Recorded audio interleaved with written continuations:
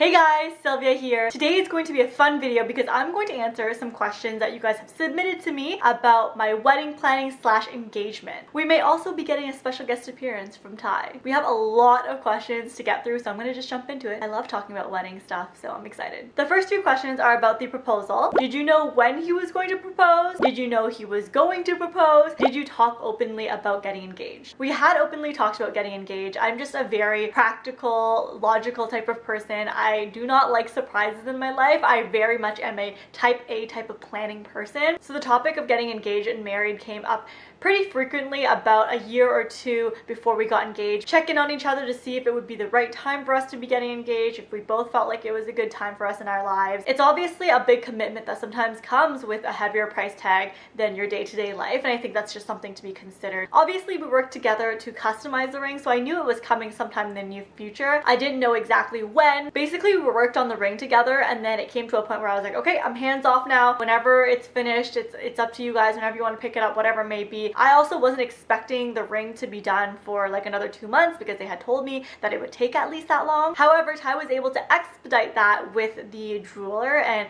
they actually got it done earlier, which is also why it caught me off guard because I just wasn't expecting the ring to even be ready at that point. What was the most challenging thing for you in the ring / proposal process? Most challenging thing for me was knowing what to say. I used to walk home from work and trying to figure out like, what am I gonna say, and I had it all ready in my head. I even wrote it down on a Word document, saved it on my computer, and then the irony is that when it did happen, I blanked out. I did not know what to say. I like froze. I just kept repeating myself, and then Sylvia just kind of like made it easier for me, and eventually I just finished off with just asked her to marry me. I'm surprised that keeping it a surprise wasn't hard for you. The surprise was not as hard because I had the help from my family. I kind of had a hunch like leading up to it. You told a lot of family members and then they were being so suspect. Like you told Jen, my best friend, who was being suspect. Because you told my dad that he was being suspect. Yeah. You told Anna she was being suspect. How are you guys splitting up the costs, and how are you managing finances as a couple? So we're splitting the cost pretty much 50-50 for the most part. I mean, at the end of the day, like, it's the same shit anyways because like no your money is my money once we're married. Like it doesn't really matter. As overall, we have our own separate accounts, but we also have a joint account together that we put certain amount of money into to pay for things like our home, our dog, groceries, like the stuff that we share. Like once we have a family though, like our costs are all going to the same thing. Everything that we're putting forth is for our children and for our family anyways. If I was making more money than Ty, I wouldn't want to hold back my children from being able to like get things just because I'm like, oh, I want to hold back my portion. Okay, my next question that we have is about the wedding planning process. How are you wedding planning? Did you hire a planner? If not, how did you start your planning process? Are you working with a wedding planner? Are you hiring a wedding planner? If not, how are you staying organized? I am not working with a wedding planner. I am just, again, such an A-type personality. I want to have control over everything. I'm so picky and I am very research heavy, so I would not feel comfortable putting all of this onto someone else's plate. And I think that if I were to have a wedding planner, it would be just a waste of my money anyways because I would want to be doing everything on my own. I trust me and only me. And I'm doing so with the help of lots and lots of spreadsheets. I love Excel spreadsheets. It keeps me organized. I have a list of everything I need to do for planning. I also have researched a lot of different lists for wedding planning and ensuring that I have all of that imported into my documents so I'm not missing anything. So I feel like I have a good handle on everything. Pretty much everything is booked already and everything got booked within less than 3 months. I had everything ready to go. However, I did hire a day of wedding coordinator. I'll have someone to take care of all that stuff on the day of if anything were to happen, but I've set myself up for success otherwise. The next question is, what did you book first? I had initially gone into it thinking that I was going to book my venue first. However, due to some complications about ceremony venue versus reception venue and like figuring all that kind of stuff out, I actually ended up booking my photographer first. I already knew who I wanted my photographer to be because I had seen their work before, so I very easily reached out to them. I remember at the time I was solidifying with my photographer which date it would be, and I didn't know the date yet because I didn't book the venue yet due to all these complications. So both came at very similar times. However, officially I think I signed my photographer first. What has been the hardest vendor to nail down? Surprisingly, the hardest vendor for me to nail down was actually hair and makeup. I actually ended up deciding that I'm going to do my own makeup, but that decision came up after like it took me a long time to try to figure out even people who I liked and whatnot. Hair, I did end up booking someone, but it was the very last thing that I booked. I just booked it not too long ago. I think why it was so difficult is because hair and makeup is such a personal thing. Like, you want to make sure you feel good about it, and you're so used to doing it yourself that like you don't even know if someone else is going to live up to your vision. And for me, booking in Ottawa, a lot of people in Ottawa had very similar styles. It was more boho and relaxed and like the typical type of bridal style, but I wanted something much more glam.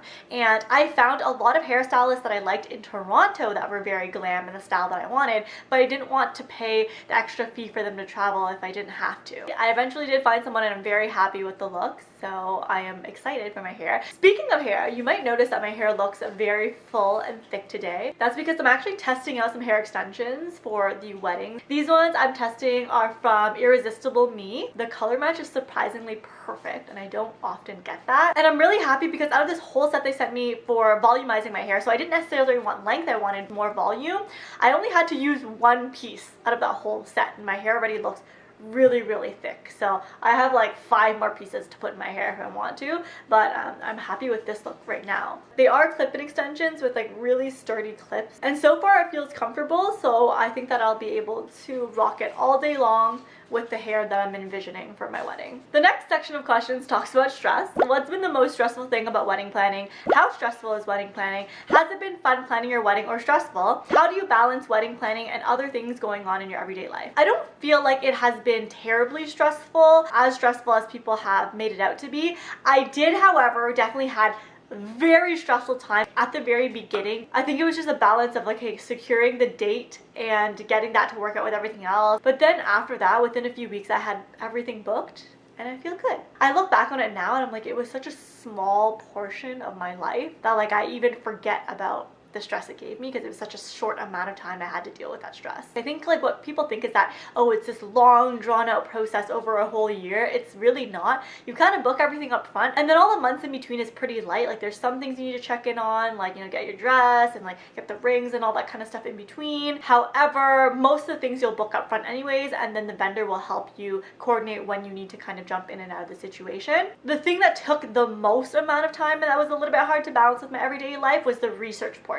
I went ham when it came to research, but I don't know, it was just a few weeks of my life and I would just try to do it whenever things were slow with my work. I would just hop in and do that. Everyone handles this kind of stuff differently. So like my best friend right now, she's also planning her wedding. She has a wedding planner just because she doesn't like dealing with that type of stuff, but like I like dealing with that stuff, so it's fine for me. What are some wedding things you plan to leave out of your wedding? I won't be doing formal wedding invitations. I think I'm gonna do everything digitally. I won't be doing party favors. I just feel like most people don't even take the party favor with them. Like I've been to a bunch of weddings. When you leave at the end of the night, half the wedding favors are still there. And the venue is giving me like a whole dessert table anyway, so if people want to take things to go, they can do that. I'm actually also not doing bouquets, which was a very heavily debated topic on my Instagram stories. Some people are like, how are you not doing bouquets? That's just not my vibe. I'm also not doing boutonnieres for the guys either. We also won't be doing wedding cake. I've been to a lot of weddings and no one ever eats the wedding cake because there's always so many other desserts. We also won't be doing an official officiant. I think I'm just going to get a friend to say some words for us. Neither Ty or I are religious. We just want the ceremony to be personal and fun to us. I might be missing some other things, but those are the main things that I am not including. Of course, we then had a lot of questions about budget. What is your overall budget? Are you paying for everything yourself? How much should you budget for everything from dress to venue to cinematography? How are you allocating your wedding budget? How much money should someone be prepared to spend on a wedding? What's your wedding dress budget relative to total wedding? So this is really hard to answer because wedding budgets can vary like crazy depending on what type of wedding you want to have. I've heard of people spending like less than 10K on a wedding, and I know people who have spent over 100K on a wedding. It all completely depends on what you want for your wedding. So when people ask like, oh, you know, what should I expect to spend, it's really hard for me to answer that without you telling me what you want for a wedding. Like if you're telling me, hey, I want a wedding at a hotel venue, 200 people, some decent florals, then I could tell you, okay, how much you can expect to spend. And typically people look at everything as like a per person spend. Your venue and your food are likely going to quote you per person. Your decor is going to vary based on person as well, because the number of chairs, the number of seating placements, the number of centerpieces, that will all depend on the amount of people. When you look at everything spent in totality, I think that you can expect to spend anywhere from like maybe $100 a person up to like $500 a person, typically in that range, I would say, on average. Even like things like dresses. Some people get dresses that are like $200 and other people get dresses that are like $10,000. So it's such a wide variety. It's really hard to say how much you should spend or how much you should expect to spend. It depends on what you're looking for. All in all, Ty and I are paying for everything ourselves. Of course, our family is going to likely be giving us money, but we're not asking them for any money and they have not committed any amount of money. So whatever family and guests decide to give us on the day of our wedding, we're happy to receive, but otherwise we are paying for our wedding ourselves. What is something that surprised you when wedding planning? What surprised me really is like how expensive everything is in the wedding business. It's actually fucked up. So basically, if I were to book my venue and called it a banquet, it would cost less than me saying that I'm having a wedding. But the funny thing is like you're doing the same thing. You're serving the same food, but still a bunch of people in a room dancing and having fun and eating dinner. It's the same concept, but the fact that you put wedding on it, they're going to upcharge you by a lot. I went into wedding planning with a budget in mind, and I was like, oh, I do not want to spend any more than this amount. When I started looking at everything I wanted, I was like, well, shit, I can't control the prices that are being thrown at me if I'm not willing to compromise on the things that I like. So I think that's why it was hard for me to go in with like a budget when I don't even know what anything costs. That's like me saying, hey, I want to go in with $100 budget, but then not realizing that a venue is like $200 at minimum. How to not overspend. The two biggest factors of not overspending is compromising on what you like and less guests. Like I said, at the end of the day, everything kind of comes down to a per person cost. The more guests you have, the higher that number is going to be. So if you really want to save and not overspend, you really have to look at your guest list. Who do you actually care to be there and witness and share this special moment with you? And secondly, if you are willing to compromise a lot, then I think you will be able to keep your budget very low. There's a high probability that something that you're looking at that you like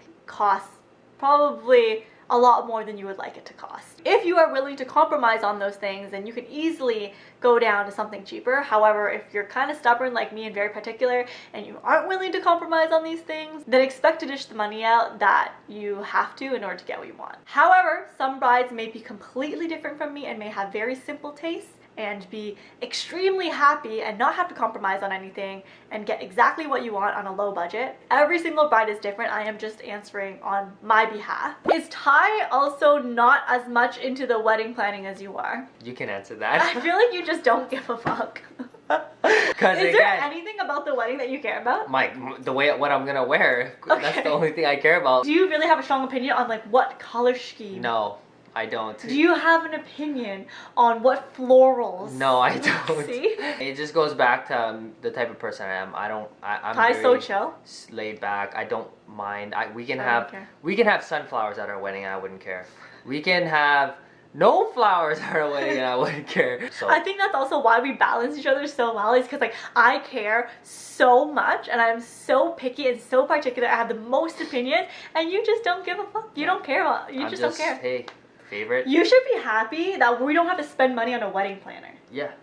No. That your girlfriend, that your fiance is willing and has got this covered.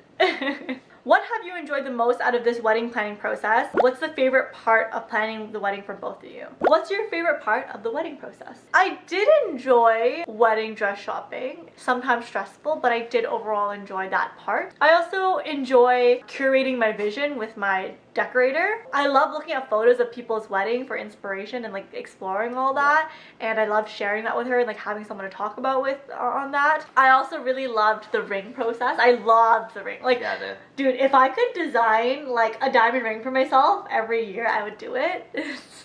If you had the money. I really like being able to like talk to other people who are really into like wedding planning because it's just fun to talk about. Like with your sister-in-law, really like to talk to her about that kind of stuff. And like, yeah, she had her wedding ready. And with my best friend, I really like to talk about that stuff because she's also planning a wedding. I mean, see, I talk to two people. I have no friends, but like I like talking to people about that as well. What I do enjoy the most during this whole process was probably planning my groomsmen's oh yeah, that was fun. Gifts. It was pretty fun. I feel like it was also kind of stressful for you because you couldn't narrow down 3 people that you wanted in the wedding party. You wanted everyone to be in the wedding party. Like all my buddies to be. Hey, oh yeah, bring him along. Yeah. I was like, listen, bro, I have 3 friends. You get to choose 3. Yeah. So I picked my groomsmen. Shout out to my groomsmen. Are you planning to incorporate Chinese/Vietnamese wedding traditions, or what type of ceremony are you having? So we are going to have like a typical Western ceremony on the day of that. We'll also have our reception. We just won't won't be doing anything religious.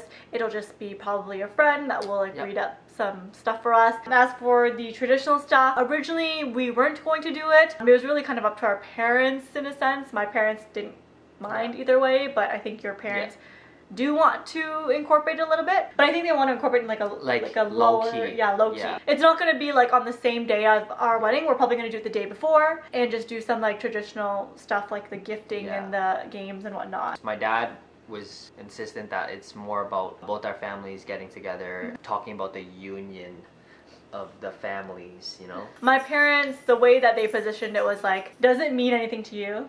And if it doesn't, don't feel obligated to do it. They understand that because culturally, in a sense, we were born here and like have adopted this North American culture, that like maybe those traditions don't mean as much to us. And if it doesn't mean anything to us, then don't, you know, do it. Are you worried about COVID affecting your wedding next year? What kind of consideration / backup plan are you making in case COVID does not settle? And what are some struggles planning a wedding through COVID? I mean, we are worried that it's going to affect our wedding next year for sure. It's definitely on our mind. It's just that there's really nothing that we can do at this point. I had booked all our vendors prior to COVID anyways, but I think even if I was still booking throughout COVID, I would have just went through with it, because if you don't book, other people are going to book, and then you're not going to be able to have your wedding next year anyways. I think we're just not going to worry about it until end of this year, early next year, and see how everything pans out. Everything's changing every single day. I'm just trying not to worry and stress about it until the time comes. Yeah, it's the ball's out of our park. Like, we did our part, and now it's just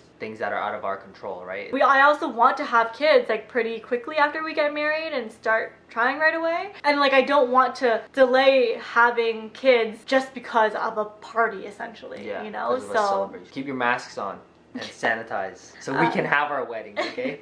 So I didn't have a lot of struggles besides shopping for dresses. I wasn't able to bring the amount of people that I wanted to, which sucks. So I didn't get to have like that whole experience that I would have liked. And that will probably leak into also when it comes to shopping for the moms, bridesmaids. I'm not gonna be able to have everyone there, so I don't know what that's gonna look like. For your groomsmen, I don't even know if you guys are gonna be able to do that either. It just sucks not being able to have that full experience. However, I know that a lot of couples are in even worse positions than ours, where like their wedding was canceled or moved or whatever. But I feel for those that have had their wedding majorly inconvenienced by COVID. Are you changing your last name? Are you? No, I'm not. There you go. There's your answer, everyone. I am Sylvia Todd till the day I die. But our kids will have they can have your last name. Yeah. But Sylvia, she's been independent. The Ta name stands strong. I hold the Ta name strong. So I'm cool with that. Thanks for being cool with it. And we also aren't gonna hyphenate it, because like ha ta or ta ha, that sounds so dumb. It's too much. That sounds so weird. The reason why I feel adamant about keeping my name is because like I've known myself and branded myself and like everything. It's like I am Sylvia Ta, like that. And Sylvia Jade Ta. It's like it's just like randomly one day I'm not Sylvia Ta anymore. Like that's just like so weird to me. I've lived 27 years of my life being Sylvia Ta, knowing myself as Sylvia Ta, incorporating myself as Sylvia Ta, and like it's just like, to me it's like my brand. Last question. Would you guys be buying a house in the suburbs after getting married? That's the plan. No, we didn't necessarily. Oh wait, after no, not after getting married, but we are looking at buying a house, but not necessarily in the suburbs. We've looked at other options that are not in the suburbs. Okay. Initially, we were not planning on moving into a house until I got pregnant, but now that might change. Depending on to take advantage of what's going on right now. The market, everything. Prior to COVID, one of the hardest decisions that we've talked about is where we're going to be when we have kids. I love living in Toronto. I've lived in Toronto for more than 10 years now, which is crazy to me. However, both of our families live in Ottawa, and I'm not trying to take care of a fucking child between the two of us. In our culture, like, family and parents help a lot in that aspect, and that's kind of what I want. Family is like so important to me, and I want my kids to like be around their grandparents, their uncles, their aunts. Like, I want them to be around their cousins and all that kind of stuff. We don't have any family out here. When COVID hit, it kind of allowed us to potentially expedite the plan if we wanted to. If our jobs allow us to be remote for 2021, we have the opportunity to move to Ottawa earlier before the wedding if we wanted. We do want to like continue a bit of our lives here. Like, we don't want to just pack up and go. We still want to enjoy the life that we have here. Even if we do move to Ottawa, it doesn't necessarily mean that we're gonna move to the suburb. That's all we have for you guys today. I hope you guys enjoyed this Q&A. Thank you so much for submitting your questions. We had so much fun answering them. Don't forget to follow me on Instagram if you want to see more of the wedding process and get more personal with me and what's going on. But obviously, I will continue to upload wedding related content on here. So thank you for being my special guest. Okay, bye guys. Bye.